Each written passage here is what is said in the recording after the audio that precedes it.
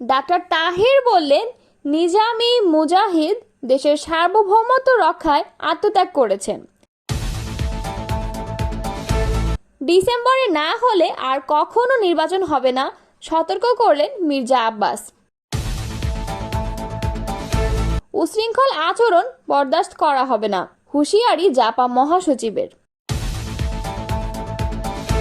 সাবেক পিএ পরিচয়ে সংবাদে ক্ষুব্ধ নাহিদ, জানালেন প্রতিক্রিয়া।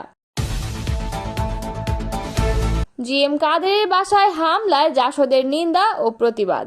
এতক্ষণ শুনছিলেন সংবাদ শিরোনাম, এবারে বিস্তারিত। জামায়াতের নায়েবে আমির ও সাবেক এমপি ডাক্তার সৈয়দ আবদুল্লাহ মোহাম্মদ তাহের বলেছেন, জামায়াত একটি কল্যাণমুখী রাষ্ট্র সংগঠনের লক্ষ্যে কাজ করেছে।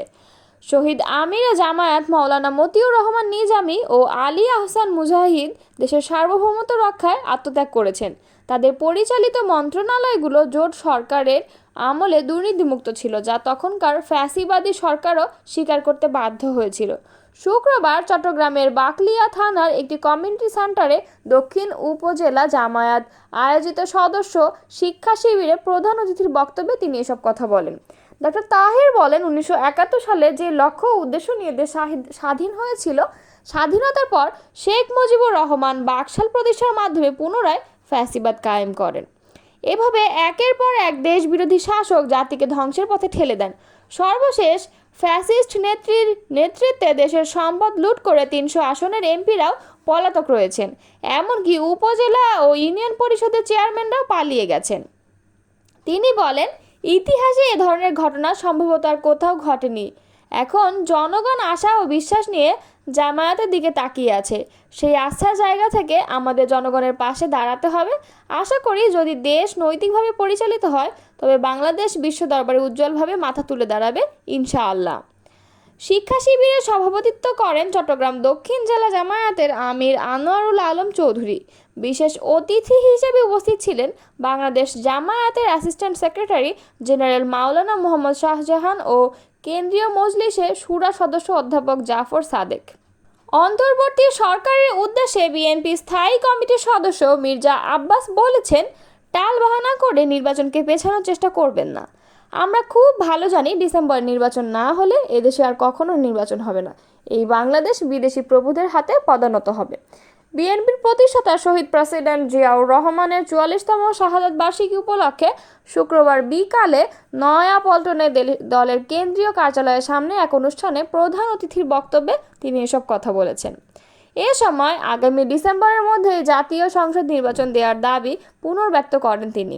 মির্জা আব্বাস প্রধান উপদেষ্টা ডক্টর মোহাম্মদ ইউনূস বিএনপিকে তার মুখোমুখি করে নিয়েছেন বলে মন্তব্য করেন। আব্বাস বলেন, তিনি জাপানে বসে বিএনপির বিরুদ্ধে বিষোদ্গার করেছেন। জাপানে বসে বলেছেন, একমাত্র বিএনপি ডিসেম্বরের নির্বাচন চায়। এর জবাবে বলতে চাই, ডক্টর ইউনূস সাহেব, আপনি স্মরণ করে দেখুন, ডিসেম্বর নির্বাচনের কথা আপনিই প্রথম বলেছেন। সম্প্রতি প্রধান উপদেষ্টার সঙ্গে বিএনপির বৈঠকের বিষয়টি তুলে ধরে আব্বাস বলেন, আমরা বাইরে চলে আসার পর সন্ধ্যা 6টা বা 6:30টার সময় আপনার প্রেস সেক্রেটারি বলেছে জুন মাসে নির্বাচন হতে পারে। প্রেস সেক্রেটারি আর আপনি তো এক কথা নয়। বিএনপির এই নেতা বলেন, অন্তর্বর্তী সরকার ঘোষণা দিয়ে সংস্কার করছে। আজ সংস্কারক সরকার সংস্কার করার জন্য বাইরে থেকে মানুষ ইম্পোর্ট করে আনছেন, যারা এদেশের নাগরিক নয়, দেশের প্রতি অত মমত্ববোধ নেই, দেশকে ভালোবাসেন না। তারা কি করে এদেশের মানুষের সংস্কার করবে আমরা বুঝতে পারি না। এ সময় চট্টগ্রাম বন্দরের নিউ মুরিং টার্মিনাল নিয়েও কথা বলেন মির্জা আব্বাস। টার্মিনালটির কর্মক্ষমতা রয়েছে উল্লেখ করে তিনি বলেন, তাহলে কেন এই টার্মিনাল বিদেশিদের হাতে দেব? বিদেশিরা এলে টাকা বাংলাদেশে রাখবে না তো। তাই বিদেশিদের প্রতি প্রেম ভালোবাসা ছেড়ে দেন, দেশের মানুষকে ভালো রাখেন। আমরা দেশের লোক তৈরি করব, দেশের লোকেরাই নিউ মোরিং টার্মিনাল চালাবে, বাইরের লোক দরকার নেই। সরকারের উদ্দেশ্যে তিনি বলেন, সেন্ট মার্টিনে খাওয়া নেই, কাপড় নেই, মানুষ বাচ্চা নিয়ে স্কুলে যেতে পারে না। সেন্ট মার্টিনে কি এমন হয়ে গেল যে বাংলাদেশি নৌকা যেতে পারবে না? সেখানে কি এমন ঘটনা ঘটেছে জানতে চাই। সাজেকে কি হচ্ছে আমরা জানতে চাই। জিয়াউর রহমানের স্মরণে এই দোয়া মাহফিল ও দুস্থদের মাঝে খাবার বিতরণ অনুষ্ঠানের আয়োজন করে বিএনপির পল্টন থানার 13 নম্বর ওয়ার্ড শাখা। পল্টন থানা বিএনপির সাবেক সাধারণ সম্পাদক কাজী হাসিবুর রহমান শাকিরের সঞ্চালনায় অনুষ্ঠানে উপস্থিত ছিলেন বিএনপির কেন্দ্রীয় কমিটির সহ যুব বিষয়ক সম্পাদক মীর নেওয়াজ আলী এবং ঢাকা মহানগর দক্ষিণ বিএনপির সদস্য সচিব তানভীর আহমেদ রবিন। জাতীয় পার্টির মহাসচিব মুজিবুল হক চুন্নু বলেছেন, মামলা হামলা করে জাতীয় পার্টির সঙ্গে বৈষম্যমূলক আচরণ করা হচ্ছে। আমাদের যদি অপরাধ থাকে অবশ্যই তার বিচার হতে পারে, কিন্তু মব জাস্টিসের নামে আইনি ও বেআইনি ও উশৃঙ্খল আচরণ মেনে নেওয়া যাবে না। শুক্রবার বিকেলে জাতীয় পার্টি কেন্দ্রীয় কার্যালয় কাকরাইল চত্বরে প্রতিবাদ সমাবেশে সভাপতির বক্তৃতায় তিনি এ মন্তব্য করেন। বৃহস্পতিবার রংপুরে জাতীয় পার্টির চেয়ারম্যানের বাসভবনে হামলায় প্রতিবাদে ওই সভা করা হয়। 31 মে দেশব্যাপী প্রতিবাদ সমাবেশ করার ঘোষণা দিয়েছে দলটি। যারা জিএম কাদেরের বাসভবনে সন্ত্রাসী হামলা করেছে তাদের বিরুদ্ধে কঠোর শাস্তিমূলক ব্যবস্থা গ্রহণ করতে হবে। হামলার বিচার না হলে বর্তমান সরকারকে এর চড়া মূল্য দিতে হবে বলেও হুঁশিয়ারি দেন তিনি। তিনি আরও বলেন, বিএনপি সহ অনেকগুলো দল ডিসেম্বরের মধ্যে জাতীয় নির্বাচন চায়। আমরা বিশ্বাস করি বর্তমান সরকারের অধীনে কোনো সুষ্ঠু নির্বাচন সম্ভব নয়। এই সরকারের প্রতি আমাদের আর কোনো আস্থা নেই। বর্তমান সরকার যদি একটি গ্রহণযোগ্য নির্বাচন করতে চায় তাহলে মব জাস্টিসের নামে সন্ত্রাসী কর্মকাণ্ড যারা করছে তাদের বিরুদ্ধে কঠোর ব্যবস্থা নিতে হবে। প্রধান উপদেষ্টাকে উদ্দেশ্য করে তিনি বলেছেন, দেশের মানুষ নিজের ঘরে নিরাপদে থাকতে পারবেন না। গতকাল রাতে জাতীয় পার্টি চেয়ারম্যান জিএম কাদের রংপুরে নিজ বাসভবনে অবস্থান করছিলেন। তখন এনসিপি নামধারী কিছু সন্ত্রাসী তার বাসভবনে সন্ত্রাসী হামলা করে জানালার গ্লাস ভাঙচুর করে এবং একটি মোটরসাইকেলে আগুন ধরিয়ে দেয়। একটি ছাত্র জনতার গণঅভ্যুত্থানে এমন একটি অনিরাপদ দেশের জন্য কি আমাদের সন্তানরা জীবন দিয়েছিল? দেশের মানুষের অনেকে আশা করে বর্তমান অন্তর্বর্তীকালীন সরকারকে সমর্থন দিয়েছিল। বর্তমান সরকার কি সাধারণ মানুষের আস্থা ধরে রাখতে পেরেছে? সরকার গঠনের 9 মাস পরেও দেশকে নিরাপদ করতে ব্যর্থ হয়েছে বর্তমান সরকার। তিনি বলেন, বৈষম্য বিরোধীর নামে বাড়ি ঘরে হামলা এটা মেনে নেওয়া যায় না। দেশের আইন শৃঙ্খলা রক্ষায় বর্তমান সরকার সম্পূর্ণ ব্যর্থ। সাধারণ মানুষ রাস্তায় নিরাপদে চলাচল করতে পারে না। মব জাস্টিসের নামে যখন তখন সাধারণ মানুষের উপর হামলা করে, আর মেনে নেওয়া হবে না।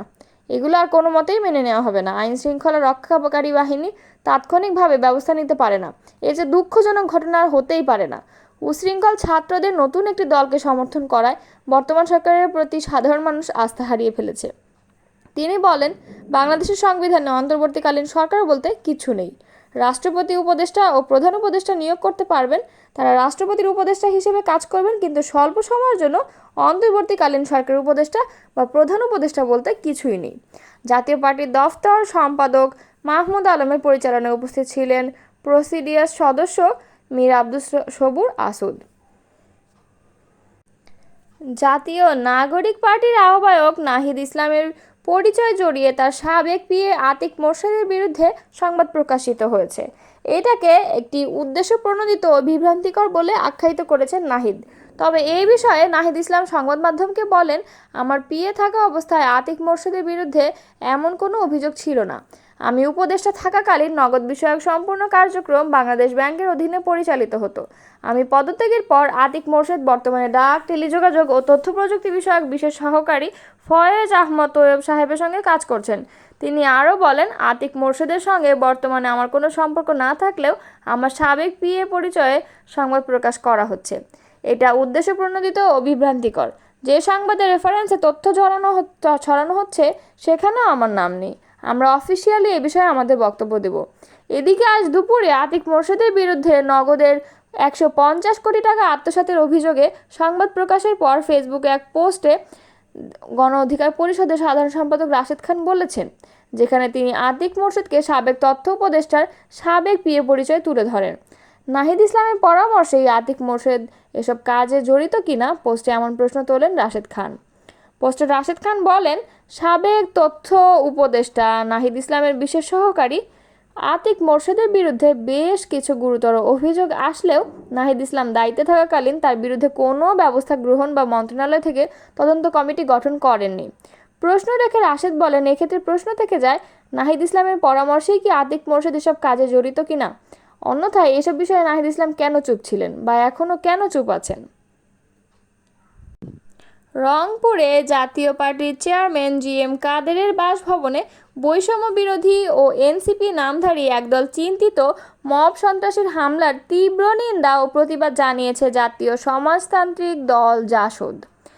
আজ শুক্রবার গণমাধ্যমে পাঠানো এক বিবৃতিতে এই নিন্দা জানানো হয়। এতে বলা হয়, গতকাল বৃহস্পতিবার অন্তর্বর্তী সরকার, প্রশাসন, পুলিশ এবং আইন শৃঙ্খলা রক্ষায় নিয়োজিত সশস্ত্র বাহিনীর পক্ষ থেকে বারবার মব সন্ত্রাস বন্ধ করার কথা বলা হলেও বৈষম্য বিরোধী এনসিপি, ইসলামী ইনকিলাব, জুলাই নামধারী চিহ্নিত মব সন্ত্রাসীরা পুলিশ, সশস্ত্র বাহিনী, যৌথ বাহিনীকে চ্যালেঞ্জ করে তাদের নাকের ডগায় প্রতিদিন মব সন্ত্রাস চালিয়ে যাচ্ছে। জাসদের বিবৃতিতে সরকার ও রাষ্ট্রের মদতপুষ্ট মবের মূল্যকের অবসানে দেশবাসীকে সোচ্চার এবং প্রতিরোধে সামিল হবার আহ্বান জানানো হচ্ছে।